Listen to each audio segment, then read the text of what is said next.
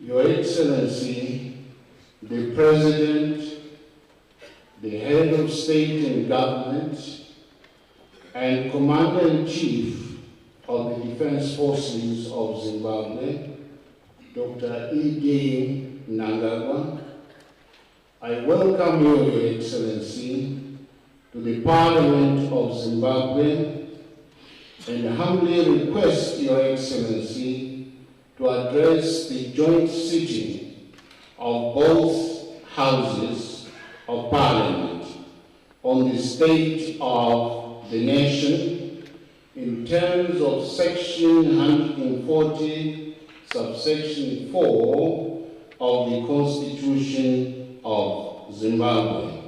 Your Excellency, sir.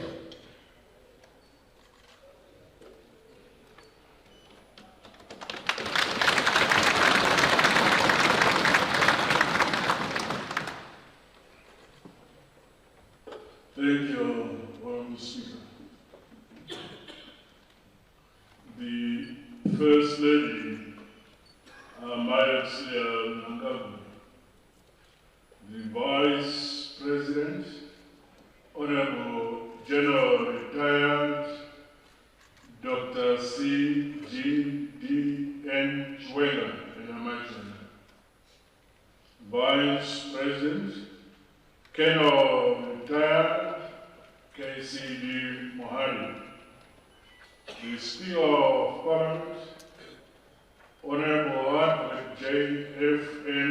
Mndena, President of the Senate, Honorable M. Chinamona, the Chief Justice, Honorable Luke Malawa, Honorable Ministers who are here, President of the Chiefs Council, Chief M. Kumalo, and other traditional leaders who are present, Honorable Members of Parliament and the Senate, senior government officials, service chiefs, all veterans of the liberation struggle, fellow Zimbabweans, inclusive of all those in the diaspora. Ladies and gentlemen, comrades and friends, it is my distinct privilege and honor to once again address this august House, nearly a year since the opening of the first session of the 10th Parliament of Zimbabwe. The peace and tranquility that has prevailed since then has allowed evident results in all parts of the country. Our commitment to enhance the well-being of the people of our motherland, Zimbabwe, by entrenching unity, stability, security, and development remains a key mission for my administration. My government is committed to the realization of the promises made by our ruling party, ZANU-PF,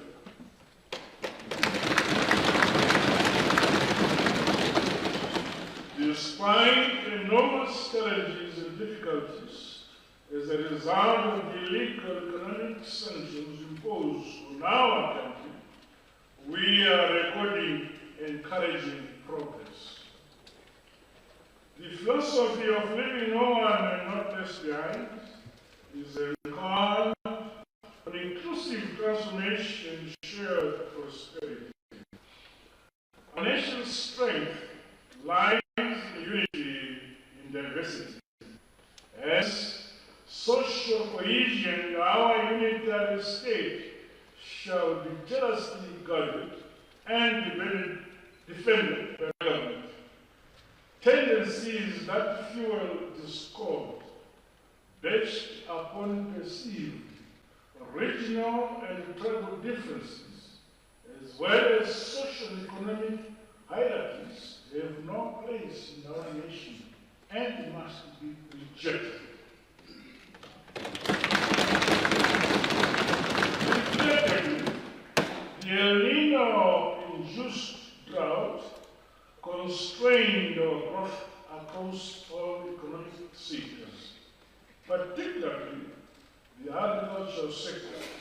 However, under the Food Deficit Mitigation Program, communities requiring food assistance in rural areas are receiving grain, while vulnerable households in urban areas are benefiting through the Cash for Cereals program.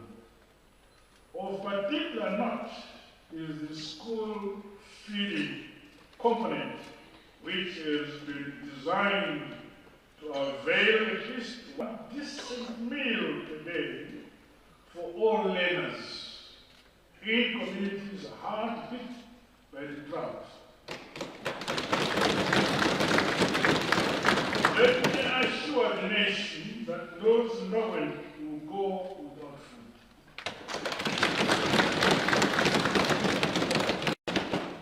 The Grain Marketing Board has established agro shops, many in rural depots, as part of the rough measures to ensure food availability at more affordable prices. The establishment of 35,000 village business units is gaining momentum, supported by the Presidential Board Drilling Program, and will further enhance food nutrition security at household level. On behalf of the governing people of Zimbabwe, I want to express my profound appreciation to all those countries and organizations who responded to our domestic and international appeal for humanitarian assistance in the first quarter of 2024 following the devastating drought. Mr. Speaker, Madam President, may I recognize and applaud the role played by our farmers in feeding our people and contributing to Zimbabwe's agricultural self-reliance.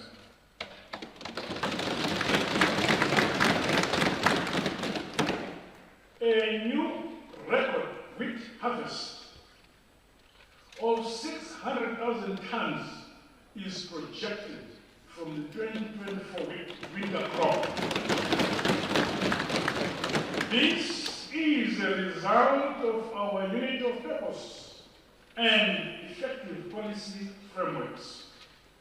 We remain optimistic in respect of the 2024 to 2025 summer cropping season, with projections of normal to above normal rainfall in most provinces.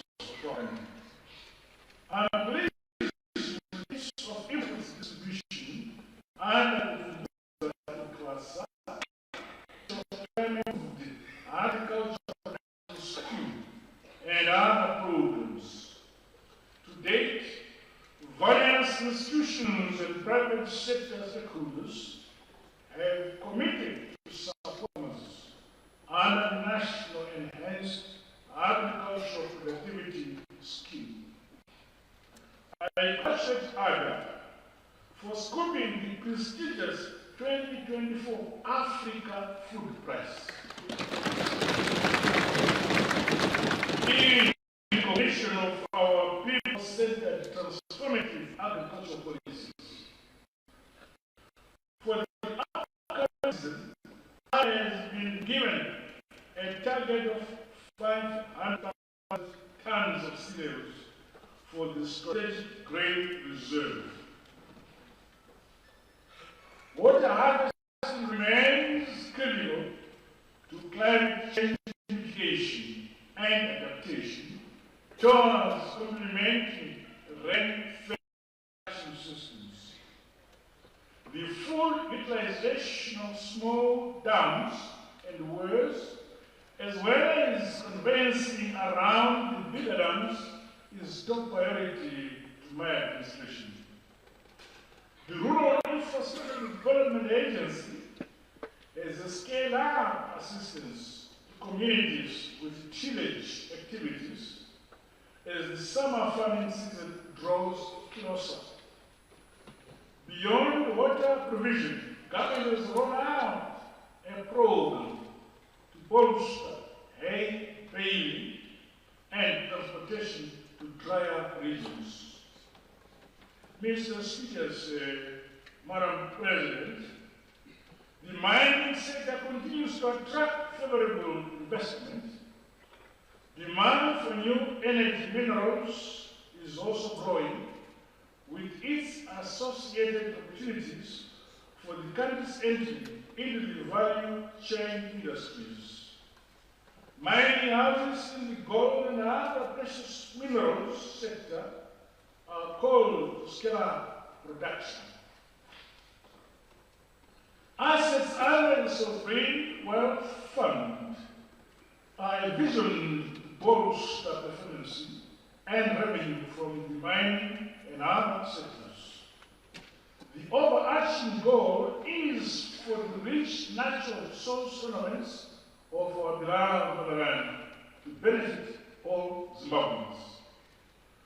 Tourism arrivals continue on an upward trajectory, recording growth higher than the same period last year. Widespread infrastructure development projects have resulted in positive spin-offs across other sectors of the economy. The Lima program has been modified to see provincial road authorities pulling together equipment into single construction units to implement works on prioritized projects at the local level. The requisite funding and technical support for the initiative will be availed by my government. Going into the future, infrastructure development will be a critical pillar to our economic growth. Revitalization and creation of jobs, as well as stimulation of broader production capacity utilization. Meanwhile, it is regrettable that road traffic accidents continue to plague our nation. Government will implement more stringent measures to safeguard lives. National power supplies remain subdued, partly due to low generation at the Kariba power station.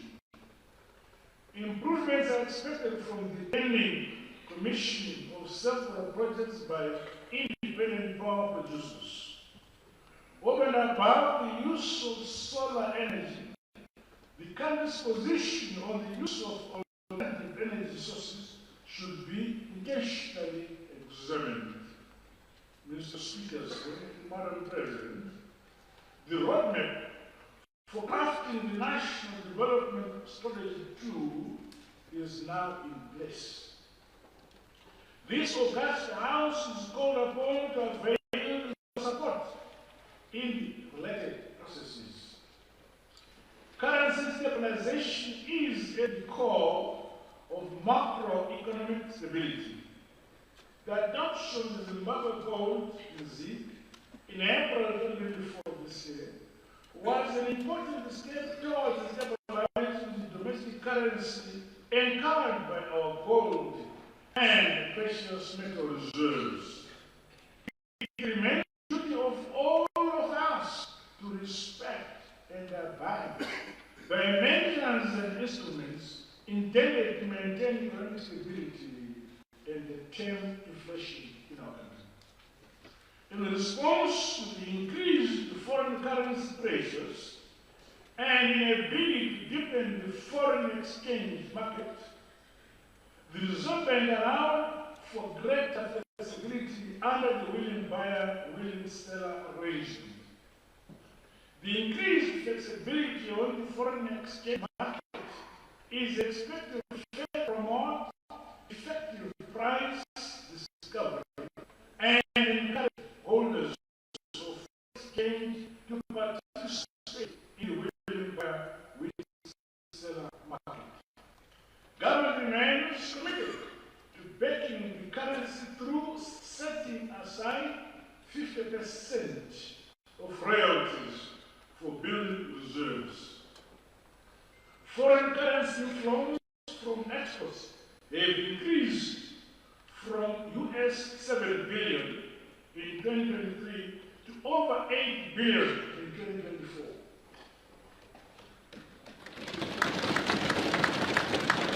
Our current banking sector is on sound footing with sufficient capital and liquidity buffers, while profitability, asset quality, and liquidity metrics have also remained stable. However, we note with concern the resurgence of parallel market activities driven by speculative tendencies. Corrective measures are being instituted to protect all Zimbabweans from economic disruptions. Together, let us lay a solid foundation for economic prosperity, peaceful development, and freedom from unusual interference. Mr. Speaker, Madam President, government supports the formation of the media landscape through bold measures to preserve our culture and ensure a positive country image. Through the mantra of leaving no one no place behind, the Montrose television studios in Zimbabwe are being comprehensively modernized. Similarly, community radio stations such as Kurumani FM and the Central FM, as well as Mbembesi and Ntele, Manama, in Matabele North and Matabele in the South, respectively, together with Madziwa FM in Mashonaland Central Province, are undergoing upgrade to increase the reach of broadcasting services.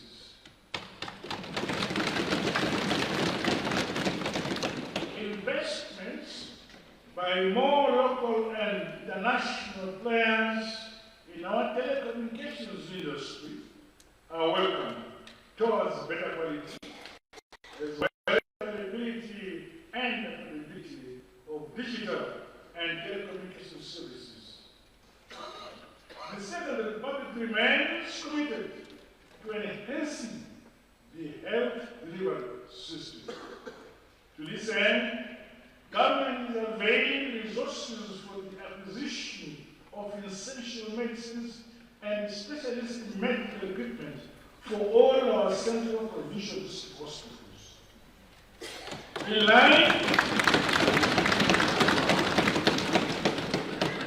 line with emerging technologies, the introduction of telemedicine to facilitate virtual specialist consultations for citizens in the remote parts of our country is being speeded up.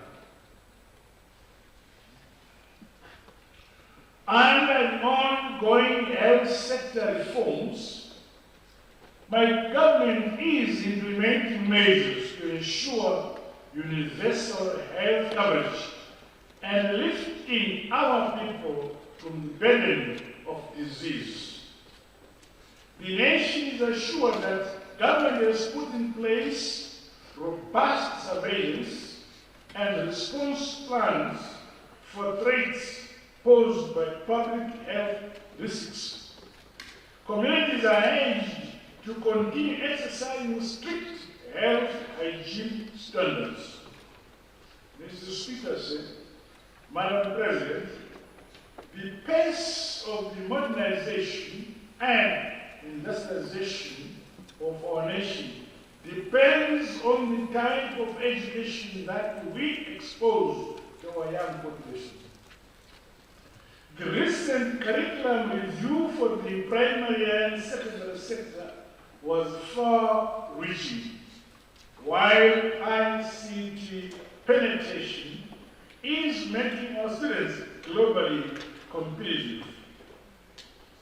Building on the success registered by our innovation hubs, and industrial parks at universities, focus will now shift to deliberately support the commercialization of products and services from these institutions for further growth of local industry and economy as a whole.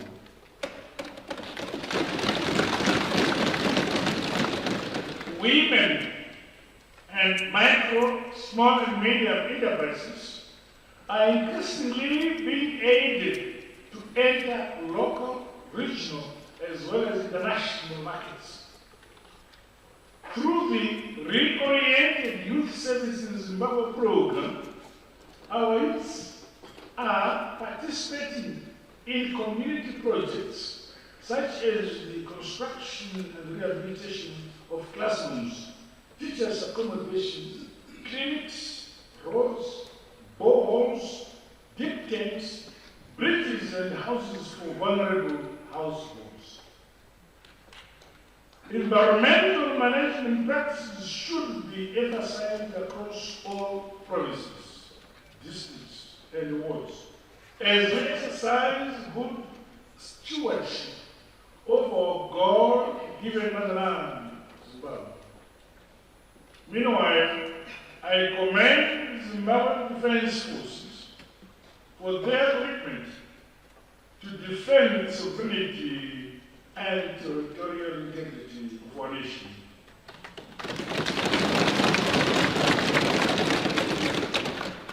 My government will continue to resource the security sector with modern technologies in tandem with the global trends to ensure that they efficiently discharge their mandate. The nation is drawing notable benefits from the Second Republic's successful engagement or engagement policy. Allow me, therefore, to take this opportunity to express my profound gratitude to all the people of our great nation for contributing in various ways to the resounding success that characterized our hosting of the 44th SADC Summit in Amsterdam.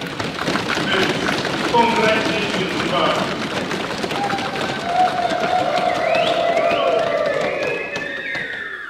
To advance regional economic integration, investment and growth, Zimbabwe signed a tripartite pact with Botswana and Mozambique for the construction of a railway line that links our three countries. Another tripartite agreement with Zambia and Mozambique established an initiative for the management of shared natural resources, as well as fauna and flora.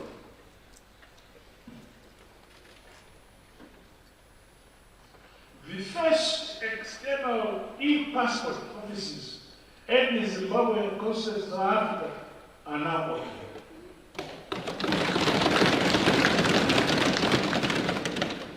Going forward, the service will be rolled out to key destinations. The Second Republic will continue to foster stronger collaborative relationships with our diasporian nationals for win-win benefits and accelerated socio-economic development of our motherland. In unity of purpose, success across all sectors of economy is guaranteed. Mr. Speaker, Madam President, may I preface the legislative segment of my address by highlighting that Parliament has an obligation to expedite the enactment of all bills that, for one reason or another, are outstanding from previous sessions of this august House. You carry the burden. The list includes bills relating to persons with disabilities, Administration of the States Amendment Bill, Civil Aviation Amendment Bill, Death Penalty Abolition Bill, Parks and Wildlife Amendment Bill, Private Voluntary Organizations Amendment Bill, the Mines and Minerals Amendment Bill. Others are the Medical Services Amendment Bill and the Insurance and the Pensions Amendment Bill. This should be passed. The second category comprises bills that came to light since my last address, but which ministries never forwarded to Parliament. Ministries and ministers mean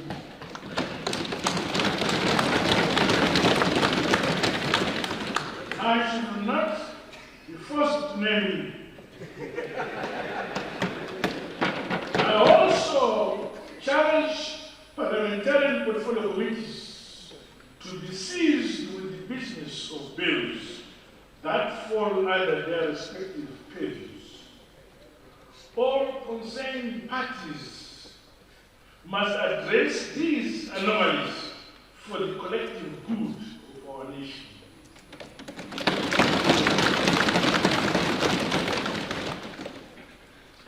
As the transformation of the education sector gathers momentum, the introduction of the Zimbabwe School Examination Council Bill is expected to enhance the efficiency and good corporate governance of the ZIMSEC board.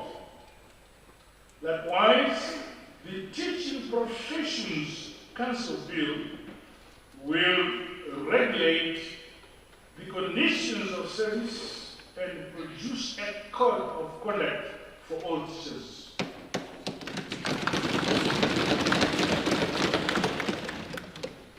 Occupational health and safety is critical for the attainment of Vision 2030.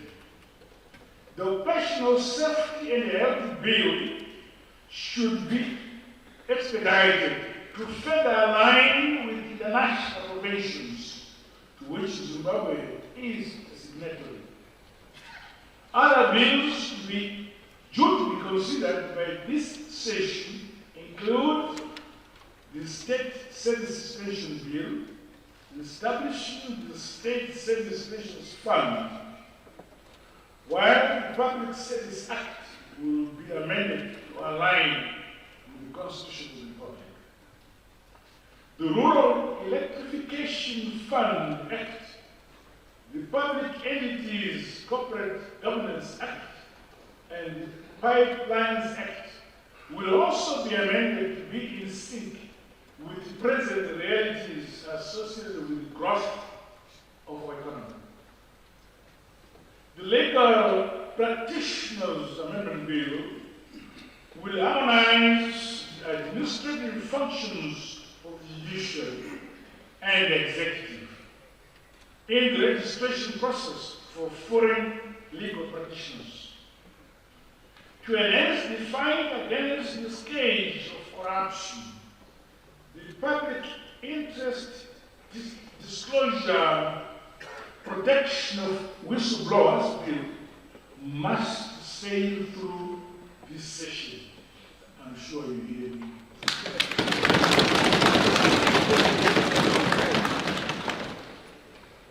Electronic transactions are expanding at a phenomenal pace as technology evolves. The drafting of the Electronic Transactions and Electronic Commerce Bill should be speeded up towards promoting legal certainty and affordability for electronic transactions. Additional bills include the Standards Bill, the Legal Metrology Bill, the Broadcasting Services Amendment Bill, and Media Practitioners Bill. A number of protocols expected to be tabled for ratification during the second session of this 10th Parliament include the protocol amending the trade-related aspects of intellectual property rights, Amendment Protocol of 2005, the Lisbon Treaty, the Geneva Act, as well as the Zimbabwe-Russia Cooperation Agreement. Under the bilateral investment, promotion, and protection agreements, the Conversation Committee has approved 94 claims for compensation. This demonstrates government's commitment to fair and amicable resolution of matters with all partners. Peaceful coexistence in our region, the African continent and global, is an essential ingredient for sustainable socio-economic development worldwide. Through ongoing efforts, the domestication of the Nuclear Non-Proliferation Treaty and promulgation of the Biological Warfare Bill should be fast-tracked, Mr. Speaker. Mr. Speaker, said Madam President, in concluding my address, let me state that our motherland, Zimbabwe, shall continue to be a cradle of peace, unity, and security for all our people.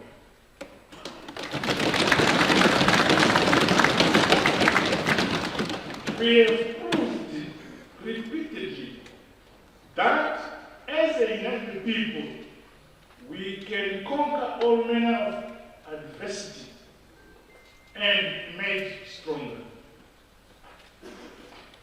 This is evident through the remarkable achievements realized since my last address to this august house.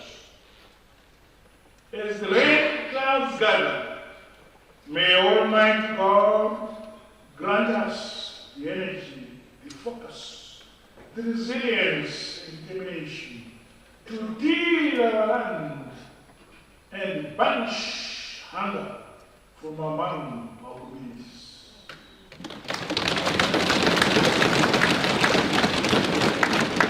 Through positive mindsets, maximum production and productivity, as well as hard, honest work across all farming subsectors, our industry and commerce, the future can never be anything but bright.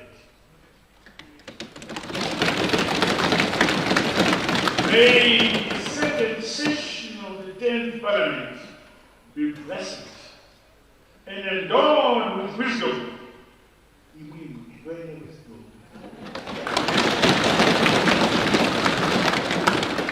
To take our beloved nation to great heights and better its ability. I am confident that the laws enacted by this august House will remain pro-development and pro-people.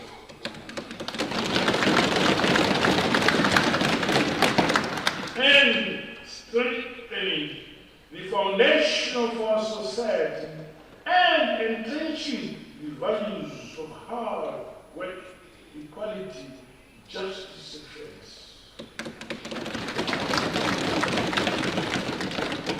We all have a duty to forever defend and protect the independence, sovereignty, the unity and the peace, and the freedom given to us by our founding fathers. Our nation has come this far, and nothing should ever discourage us as we march forward along the path we have chosen of development, the path of prosperity, the path of unity, the path of harmony, and the path of love.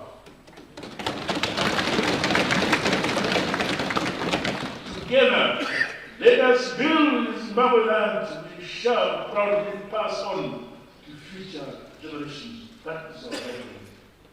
With these remarks, it is now my singular honor and privilege to declare the second session of the 10th Parliament of Zimbabwe officially open for business.